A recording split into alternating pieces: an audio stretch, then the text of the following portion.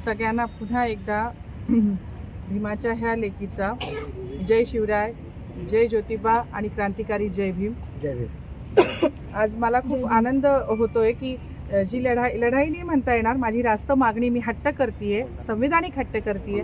त्या हट्टासाठी आज एवढे चांगले व्यक्तिमत्व, मी काय बोलणार जोगेंद्र कवाडे सरांच्या समोर, माझी तेवढी पात्रता नाही आहे, परंतु ते इथे माझ्यासाठी आले. माझं 70 हत्तीचं बळ वाढले असंच मी म्हणेल आणि मी त्यांचे आभार मानते. आणि माझ्या ज्या रास्त मागण्या आहेत, संविधानिक मागण्या आहेत समोरच्या चुकलेल्या व्यक्तीकडून, तर त्यांनी मान्य कराव्यात आणि त्या पद्धतीने त्याने वर्तन करावं, त्याची चूक सुधारावी.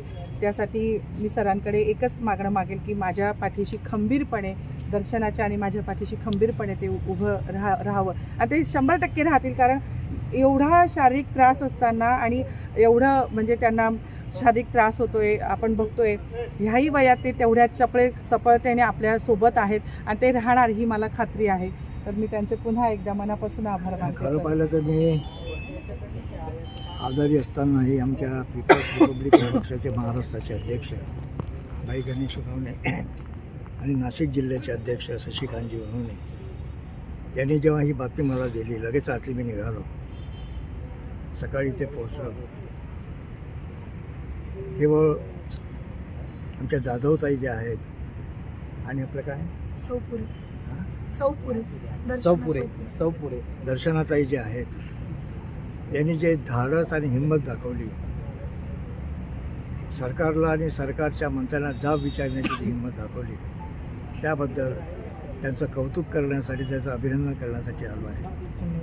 खरं पाहिलं तर या देशाचा गणराज्य दिन ज्या डॉक्टर बाबासाहेब आंबेडकरांच्या राज्यघटनेतून जन्माला आला, या देशाची लोकशाही जन्माला आली, त्या राज्यघटनेच्या माध्यमातून निर्माण झालेल्या गणराज्य दिन साजरा होत असताना, संपूर्ण देशभर जगभर साजरा होत असताना, नाशिकमध्ये मात्र हा गणराज्य दिनाचा ध्वजारोहण आणि कार्यक्रम होत असताना पालकमंत्री आमदार काय नाव गिरीश महाजन साहेब यांनी गणराज्य दिनाच्या प्रसंगी बोलताना सर्व महापुरुषांचा उल्लेख केला.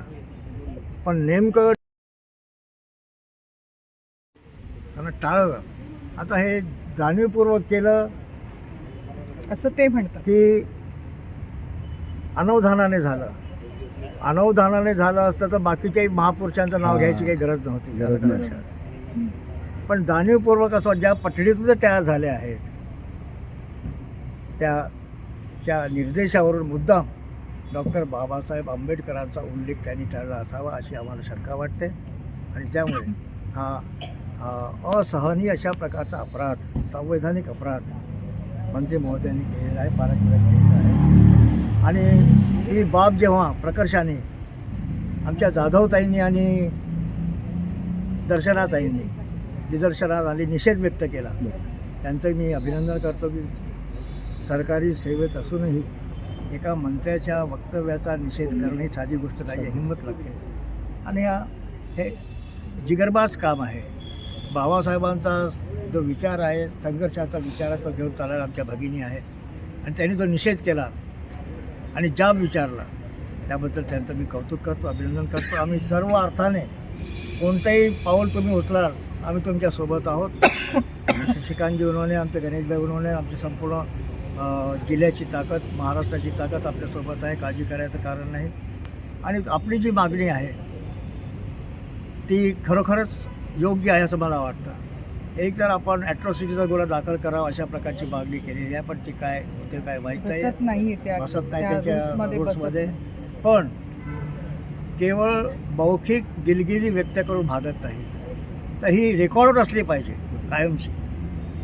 म्हणून त्यांनी लेखी माफी या प्रकरणात जी चूक झाली, जो अपराध झाला, त्याबद्दल लेखी माफी मागितली पाहिजे मंत्री महोदयांनी, जेणेकरून लेखी माफीचा आलेख शिलालेख बनवून प्रत्येक सरकारी कार्यालयामध्ये तो दर्शवला जाईल, जेणेकरून यापुढे अशा प्रकारचा प्रमाद, अशा प्रकारची चूक कोणत्याही प्रशासकीय अधिकारी असेल, मंत्री असतील, मुख्यमंत्री कोणीही असो त्याच्यावर घडणार नाही, यासाठी ही अत्यंत आवश्यक आहे.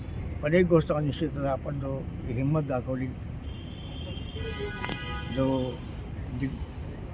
आक्रमकपणा दाखवला, आक्रमक म्हणजे आम्ही सत्यासाठी भांडणारे लोक आहोत, अन्यायाविरुद्ध लढणारे आपण लोक आहोत, आणि त्याचमुळे हा जो हे धाडस, हे जी हिंमत आपण जी दाखवली त्याबद्दल आपल्या संपूर्ण आंबेडकरी बहुजन फुले शाहू आंबेडकरी चळवळीच्या वतीनं आपल्या सर्वांचं अभिनंदन करतो.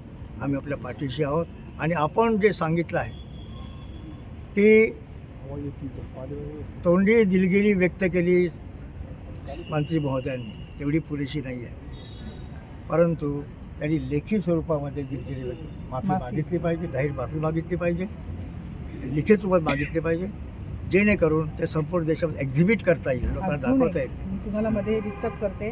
त्यांनी दिलगिरी व्यक्त करताना पण हातचं राखून ठेवले, वारंवार एका व्यक्तीचं नाव घेतल्याबद्दल. एक व्यक्ती मी म्हणजे काय म्हणतो ते गाळली आलं, ते आलं लक्षात, आलं का लिखित लक्षात? मध्ये हे कसं आहे? भारतरत्न डॉक्टर भीमराव रामजी आंबेडकर ह्या नावानिशी पाहिजे.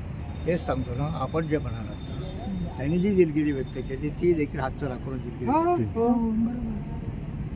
पुन्हा पण एकदा भाषण करताना भारतरत्न डॉक्टर बाबासाहेब आंबेडकर यांच्या नावाचा उल्लेख करायला मी विसरलो, त्याबद्दल दिलगिरी व्यक्त करतो असं म्हणायला पाहिजे, असं काही केलं नाही त्यांनी. आणि त्याच्यामुळे हा देखील त्यांचा कद्रूपणा आहे, आलं का लक्षात? ज्या मुशीतून ते निर्माण झाले आहे, हा त्या मुशीचा दोष आहे, आलं का लक्षात? ज्या कुशीतून निर्माण झाले त्या कुशीचा हा दोष आहे. आणि त्याच्यामुळे आपण जे म्हणतात की त्यांनी लेखी माफी मागितली पाहिजे, लेखी स्वरूपात लेखी जाहीर माफी त्यांनी मागितली पाहिजे, तरच आमचं समाधान. नाही तर आमच्या जाधवताई असेल, आमच्या आदर्शताई काय दर्शनाताई असेल, यांनी हे जर लेखी माफी मागितली नाही तर मात्र पुढील आंदोलन उपोषणाचा करण्याचा जो इशारा दिलेला आहे ती पाळी, तो प्रसंग यांच्यावर येऊ नये आणि महाराष्ट्राची आणखी जास्त बदनामी होऊ नये असं वाटत असेल तर मुख्यमंत्री दखलंदाजी करावी, केंद्र सरकारने दखल घ्यावी आणि योग्य प्रकारचं शासन या मंत्री महोदयांना करावं, माफी मागायला लावावं, लेखी माफी मागायला लावावं अशी आमची मागणी आहे.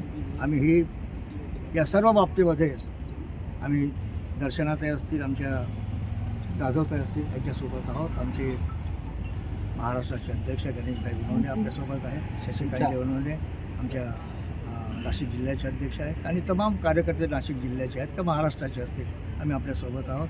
आणि जर यदा कदाचित जर मंत्री महोदयाला सुबुद्धी सुचली नाही आणि माफी जर मागितली नाही आणि आपलं जर आंदोलन सुरू झालं, आंदोलनामध्ये संपूर्ण महाराष्ट्रातील आमचे भीमसैनिक सहभाग घेऊन आपल्या पाठीशी खंबीरपणे उभं राहतील असं या ठिकाणी सांगतो.